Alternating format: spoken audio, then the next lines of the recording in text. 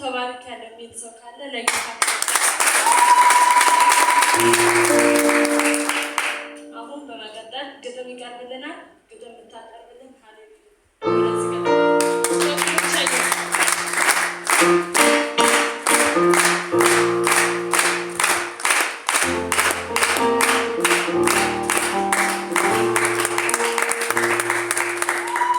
እንኳን ለጌታችን ለመድኃኒታችን ለኢየሱስ ክርስቶስ የልደት በዓል በሰላም አደረሳችሁ። ስሜ ሌላ ተስፋዬ ነው። የማቀርብላችሁ ግጥም ነው። የግጥሜ ርዕስ እኛ ተዋወቀን።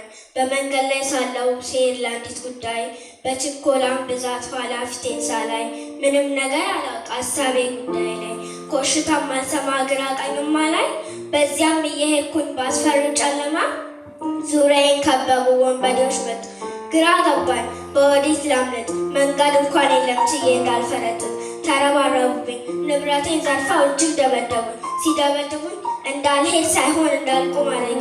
ትተውኝ ሲሄዱ እዛ በረሃ ላይ የማረገው ጠፍቶ ከራሴ ስወይ ጨለማውም ነጋ መሬት ላይ እንዳለው ልሞት ነው መሰለኝ ተስፋ ቆርጫለሁ። ተስፋ በሌለበት እዛ በረሃ ላይ እኖር ይሁን እሙት እኔም ጥያቄ ላይ ፀሐያም ስትጓዝ ወደ ቀትር መንገድ ቁስሌ ሲያቃጥለኝ ሰውነቴ ሲነድ ኧረ እኔም አላውቅም መኖሬንም እንጃ እየሄድኩኝ ታየኝ ወደ ሞት እርምጃ እያልኩኝ ለውስጤ ስነግረው ነገሩን ድንገት ድምፅ ሰማሁ እርምጃ አይሰማም።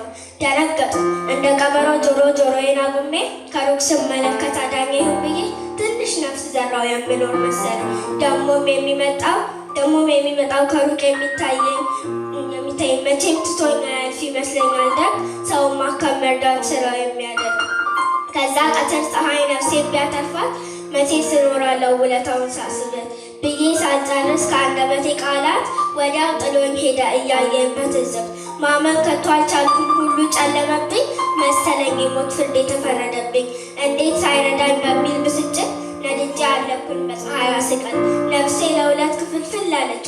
አንዱ ትሞቻለሽ ኧረ ትኖሪያለሽ እየተባባለች ትንሽ እንደቆየው የሰው ጥላ አየው ትንሽ እንደቆየው የሰው ጥላ አየው። ደሞም የሚመጣው የእግዚአብሔር መምህር ነው ይረዳኛል ብዬ ሰፍ ስል ስጠብቅ አየው ከድንጋጤ ብዛት እጅግ ከኔ ሲርቅ አልፈርድበትም የኔ ውጣ እንዳይደርሰው ነፍሱን ሊያተርፋት እኔን ጥሎኝ ሄደ ነፍሴን ሳይደርስላት ካየሁት አንጻር ብዬ ደመደምኩኝ እሞታለሁ ብዬ ለውስጤ ግን አምላክ የረሳው እንደኔ ሰው አለ ተስፋ በመቁረጤ ልናገረው ሳለ እንኳን ልናገረው አስቤው ሳልጨርስ ዘው ብሎ መጣ ሰላሜን ሊመልስ። የሚገርም ነው ማመን ከቶ አልቻልኩም ሳምራዊ መስል ከወዴት ተከሰተ ቁስሌን በቁስሉ ሲፋውስ ታወቀኝ በሕይወት እንድኖር ዳግም ሕይወት ሰጠኝ።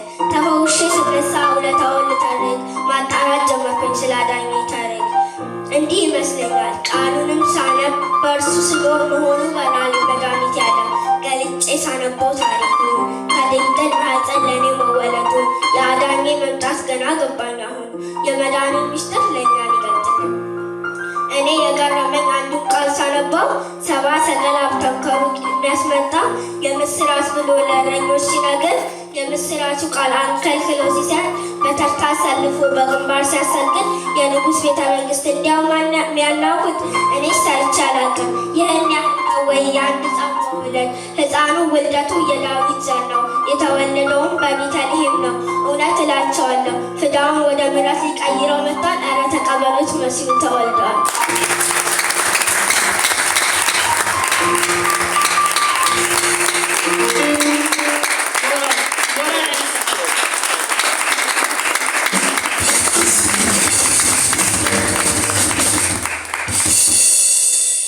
በመቀጠል በሕፃናት የተዘጋጀ አዝናኝ አስተማሪ ድራማ ስለሚዘጋጅ